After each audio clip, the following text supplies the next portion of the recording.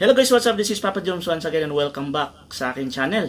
Magandang umaga, magandang gabi, magandang tanghali sa lahat ng mga OFWs, sa lahat ng mga Filipinos all over the world. Gabi na nga pala dito ngayon sa Middle East. Shout out nga pala sa lahat nating mga viewers, sa lahat nating mga taga-subaybay at yung mga palaging nanonood sa ating mga videos. Yan, thank you so much guys. Yan, shout out nga pala sa trupang gigil dyan, sa Team Bisdak, sa Team Yachts at saka sa Team Blade. Shoutout sa inyong lahat. Salamat sa inyong patuloy na support sa ating channel at sa mga bago pa lang pala at ngayon lang nagawi sa ating channel, ano pang hinihintay mo? Pakipindit na yung subscribe button at saka pakihit na rin yung notification bell para ma-notify ka sunod ng mga videos na gagawin natin. Bibigyan ko lang kayo ng idea sa ngayon lang nagawi sa ating channel. Tayo gumagawa ng mga reactions, gumagawa tayo ng mga cover songs, gumagawa tayo ng mga tutorials at kung mga ano-ano pa. Salamat sa inyong lahat guys, sa inyong patuloy na support sa ating channel at ngayon ay medyo lumalaki-laki na tayo ng kaunti. So salamat sa mga magsasubscribe dyan at sa mga hindi pa pala nagsasubscribe yan. Sana consider to subscribe my channel para patuloy tayong lumaki at patuloy tayong makapag-share sa inyo ng konting kaalaman. Gagawin natin ng lahat para kahit pa paano ay makapag-share tayo ng mga bagay-bagay para sa ating mga subscribers at makapagbigay tayo ng mga karagdagang kaalaman sa mga taong nangangailangan nito. Pero sa mga magagaling na dyan, hindi na kailanganin ng ating video, okay lang, wala namang problema. So you can skip this video, huwag mo nang panoorin. So, gagawa lang tayo ng konting reaction sa bagong pinalabas ni Mejorada about kay FLM. So mag-i-insert ako na isang video dito guys. After natin mapanood, magbigay tayo ng samut-saring reaction, opinion. So open din kayo magbigay ng inyong reaction at mga opinion sa comment section sa baba mamaya. So uulitin ko, ano man ang inyong maririnig sa akin na hindi ko kayo hinihikayat na paniwalaan ako sa lahat ng mga sinasabi. Ito'y aking reaction lamang at aking opinion lamang base sa aking mga napapanood. Salamat sa mga manonood. Salamat din sa mga sang-ayon sa mga aking mga reaction. At yung mga hindi naman sang-ayon ay okay lang naman. Pwede kayong magbigay ng inyong reaction at aasahan nyo babasahin natin lahat ng inyong mga reaction para kahit paano naman ay mapakinggan natin kung ano yung inyong mga saloobin. So walang problema, pwede kayong mag-thumbs down sa mga hindi gusto aking video at sa mga gusto naman na ating video please thumbs up.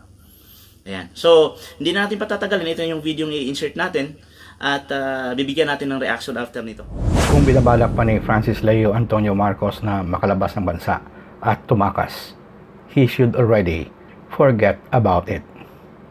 Dapat kalimutan na niya yan dahil hindi siya makakalabas ng bansa. Kanina nakipag-ugnayan na ako kay DFA Secretary Terry Boy Locsin through Twitter at ipinarating ko sa kanya ang issue sa peking passport ni Francis Leo Antonio Marcos. Kaagad niya akong sinagot. Sabi ni Secretary Locsin, ibigay mo sa akin ang lahat na detalye, pati na ang picture ni Francis Leo Antonio Marcos. Anytime soon, the passport that he is currently holding will be revoked, invalidated, or otherwise cancelled. Hindi na niya magagamit ang passport na nakuha niya gamit ang mga peking papeles. Wala pong tao sa Pilipinas na ipinanganak na si Francis Leo Antonio Marcos noong Setyembre 29, 1979, September 29, 1979 sa Baguio City. Mismo ang Philippine Statistics Authority o ang dating National Statistics Office ang nag-issue ng isang certification noon pang Enero 2012, January 2012, na walang record na may ipinanganak at inirehistro sa Baguio City sa ganung pangalan, Francis Leo Antonio Marcos, na ipinanganak September 29, 1979, at ang mga magulang ay sina Pacifico Edelyn Marcos at Remedios Carino Antonio. Wala. Peke. Kaya sigurado ako na kung meron mang certificate of live birth na ipinakita si Francis Leo Antonio Marcos bilang patunay ng kanyang pagkatao, sigurado peke yun ang dokumento. Nakita na natin na sa lahat na bagay, mahilig sa peke si Francis Leo. Yung mukha na lang niya na parang tikbalang ang hindi niya mapeke at gawin na gwapo siya. Bago ako magpatuloy, hihilingin ko na naman kayo na mag-click ng like button. At kung hindi pa kayo nakapag-subscribe, please click also the subscribe button down there. Ako po si Manuel Boy Mejorada na magbibigay na naman ng update tungkol sa budol-budol king ng Pilipinas, si Francis Leo Antonio Marcos. Sa sulat ko na ipinadala through email kaninang umaga, sinalaysay ko sa DFA na unang nabigyan si Francis Leo Antonio Marcos ng passport sometime in 1997. Ito po ay may passport number EE 800070 sa tunay niyang pangalan na Norman Antonio Mangusin. Ginamit niya ito sa kanyang unang deployment sa Middle East upang magtrabaho bilang isang panadero. Pag-expire ng una niyang passport, nag-apply si Norman Mangusin for renewal at binigyan siya ng bagong passport under number ZZ093870 noong taon 2002. In 2007, nag-apply muli si Norman Mangusin para sa isang bagong passport sa DFA Regional Consular Office sa San Fernando, La Union. He used the name Francis Leo Antonio Marcos, born on September 29, 1979, in Baguio City.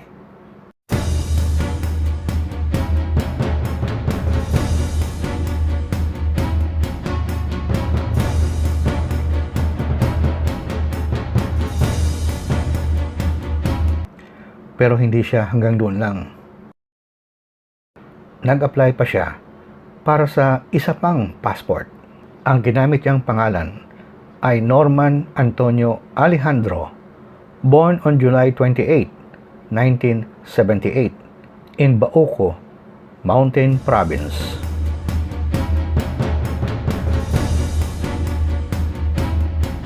He was issued a second passport under the name Norman Antonio Alejandro by the DFA Regional Consular Office in La Union on September 11, 2007. Wala pang 2 linggo mula nang makakuha siya ng unang passport sa ilalim ng pangalan na Francis Leo Antonio Marcos. Paano po natin na-establish na siya nga ang kumuha ng 2 passport sa ilalim ng 2 magkaibang pangalan? Una, sa litrato pa lang, makikita na isa at isang tao lang ang may hawak ng mga passport na ito. Pangalawa, yung pirma sa front inside cover ng mga passport ay exactly the same. Walang pinagkaiba. Isang tao lang ang pumirma. Dito nagumpisa si Francis Leo na umikot sa iba't ibang bansa sa Asia, Middle East at hanggang Australia upang magpresenta sa sarili niya na isa siyang Marcos at siya ang may hawak ng susi sa kayamanan ng pamilya. Hinikayat niya ang mga OFW sa Macau, Hong Kong, Singapore, Middle East at Australia na sumali sa kanyang foundation, magbigay ng pera at sila ay makakatanggap ng bahagi mula sa Marcos Wealth. Balak ni Francis Leo na gawin na international ang kanyang budol-budol syndicate. Noong May 30, 2017, lumipad si Francis Leo papuntang Sydney, Australia upang mag-recruit ng members para sa kanyang foundation. He returned to the Philippines on June 25, 2017. Nagpa-renew si Francis Leo ng passport noong November 21, 2011 sa DFA Manila. Dahil renewal, hindi naging mahirap para sa kanya. He was issued passport with number EB 4114267 with expiration on November 20, 2016. Ang pinakahuli niyang passport ay na-issue ng DFA Regional Consular Office sa General Santos City noong January 25, 2016 with expiration on January 24, 2021. Mabigat na kasalanan itong nagawa ni Francis Leo Antonio Marcos sa pagkuha ng passport gamit ang pekeng dokumento. Kaya mabilis na sumagot sa akin si Secretary Teddy Boy Locsin. Pinaimbestigahan na niya kaagad. Hiniling ko na rin na ipakansila ang passport ni Francis Leo Antonio Marcos upang hindi ito magamit sa pagtakas papuntang ibang bansa. Pati na rin ang mga passport na may pangalan na Norman Antonio Mangusin at Norman Antonio Alejandro na maaari niyang ipinarenew din at inihanda para gamitin in cases of emergency. For this purpose, nakipag-ugnayan ako sa Passport Integrity and Fraud Management Section ng DFA. Sila ang humahawak sa ganitong investigasyon. Hindi lang si Francis Leo Antonio Marcos ang tatamaan dito. Pati na yung mga opisyal ng DFA Regional Consular Office sa La Union ay dapat magpaliwanag din kay Secretary Locsin kung paano nakalusot ang scammer na ito at nakakuha ng passport gamit ang pekeng mga dokumento. May lagayan ba na nangyari? It will not take much longer before the exploits of Francis Leo Antonio Marcos will be over. Matutuldukan na ito ng period sa susunod na mga araw. Nakausap ko ang isang mataas na opisyal ng PNP kaninang umaga. We are building an airtight case against Francis Leo Antonio Marcos, sabi niya sa akin. Kaya huwag na daw tayo mainip. At least, nakakasiguro na tayo ngayon na hindi makakatakas papuntang ibang bansa si Francis Leo Antonio Marcos. Sisiguraduhin ng mga alagad ng batas na mabibilanggo si Francis Leo habang buhay dahil sa napakarami niyang mga kaso. Maaring umabot sa milyon ang bilang ng kanyang mga biktima. Mag-abang na lang po kayo sa channel na ito para sa mga updates tungkol kay Francis Leo Antonio Marcos. Ako po muli si Manuel Boy Mejorada mula sa aking home quarantine dito sa Metro Manila, Philippines. Ayun guys, no, napanood ninyo yung video na sinare natin dito. Ito yung video ni Manuel Mejorada sa kanyang YouTube channel. So, ano sa tingin ninyo? Base sa inyong narinig at base sa inyong nakita, anong reaction ninyo? Inyong opinion? So, ang opinion ko lang dito guys, no, ako wala akong idea pagdating sa ganitong mga kalakaran. Pero marami akong naririnig na maraming gumagawa nito sa Pilipinas noon pa. Nang gumagawa ng mga peking passport, gumagawa ng mga peking lisensya. At so hindi rin malabo na pwede kang gumawa ng mga peking ebidensya. So anong pinopoint ko rito? Hindi ako 100% naniniwala dito sa mga pinapakitang ebidensya ni Manuel Mejorada. Kasi alam naman natin, madali lang naman baguhin yan. Pwedeng i-tamper yan, pwedeng i-edit. At saka, alam mo naman, maraming mga galing sa atin pagdating sa mga ganyang dokumento. Sa Quiapo nga lang, makakagawa ka ng mga peking diploma eh. Akakalain mong mga original, pati peking lisensya, nagagawa. Bakit? Pag may pera kasi ang tao, pera-pera lang naman kasi ang labanan sa atin. Hindi natin maitatanggihan na marami talagang gumagawa ng mga ganitong peking documents sa Pilipinas. Well, kung totoo itong mga dokumento na pinapakita ni Manuel Mejorada, na pinost niya sa kanyang YouTube channel, ako mismo sasabihin ko, humahanga ako sa galing mo mag-imbestiga, sa galing mo magsaliksik, at sa galing mong kumuha ng mga ganitong ebidensya. Hindi ibig sabihin na 100% naniniwala na ako sa iyo. Hindi naman natin maitatanggi na marami ka na rin mga binitawang salita laban kay Francis Leo Marcos. Tulad nung sinabi mong 48 hours na lang, maghanda ka na, pati yung mga tauhan mo kasi dadamputin na lang kayo ng mga pulis. So hindi naman nangyari, nakailang 48 hours, wala namang nangyari. Ngayon naman, hindi ako bias pagdating sa ganitong bagay, no? Kasi unang-una lilinawin ko, bakit ako naging supporter ni FLM or ni Francis Leo Marcos? Hindi ako sumusuporta sa kanya kung siya'y scammer. Kung siya'y gumagawa ng mga maling gawain, kung siya'y nang-i-scam ng mga tao para magkapera. Lilinawin ko lang guys, sa lahat ng mga sumusupport kay FLM at saka mga sumusupport kay Mejorada, lilinawin ko lang, hindi ako sumusuporta sa mga gantong gawain at hindi ako sumusuporta sa mga maling gawain ni FLM kung meron man. Wala akong idea. Lilinawin ko ulit. Hindi ko kilala si Francis Leo Marcos. Lilinawin ko lang, sumusuport ako sa kanyang ginagawa ngayon sa panahon ng krisis. Etong pagsalba niya sa mga taong nangailangan ng tulong, sa pagbibigay ng mga diaper, mga gatas, bigas, kalabasa, kung ano-ano pang mga naitulong niya sa mga nangailangan sa panahon ng krisis ngayon. Diyan ako humahanga sa kanya, kaya iniidolo ko siya. Wala akong idea. Well, tulad nga ng sinasabi ko,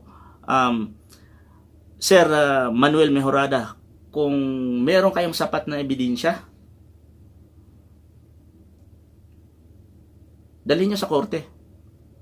Kumuha kayo ng abogado, dalhin nyo sa korte, sampahan niyo ng kaso. At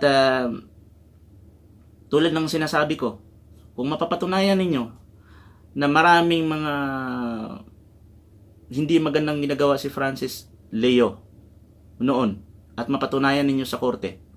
Well, si Francis Leo Marcos naman sinasabi niya kung meron kayong mga sapat na ebidensya, meron kayong sapat na kaso na ikakaso sa akin, bring it on the court, sabi niya. Ibig sabihin, handa siyang harapin kung ano mga kasong ipapataw sa kanya. So, yan lang ang pananaw ko, guys, no. Lahat ng mga sumusuporta kay FLM, mabuhay tayong lahat. Sa lahat ng mga sumusuport kay Mejorada, mabuhay din kayo. Ako naman, hindi ako, ibig sabihin, pare-parehas tayo. Pare-parehas tayong naghahanap ng katotohanan pagdating dito kay Sir Francis Leo Marcos. Tulad nga ng lagi kong sinasabi, kung meron mang masamang ginawa si Francis Leo Marcos noon, siya namang mananagot nito sa korte. Pero hindi pa rin mawawala yung paghanga ko sa kanya mga ginagawa ngayon sa pagtulong sa mga nangangailangan sa panahon ng krisis. Kung meron kayong mga komento, meron kayong mga reaction or opinion, open po ang ating comment section sa baba. Ito ulit si Papa Joms. Maraming salamat sa inyong panonood. Sa sunod ulit.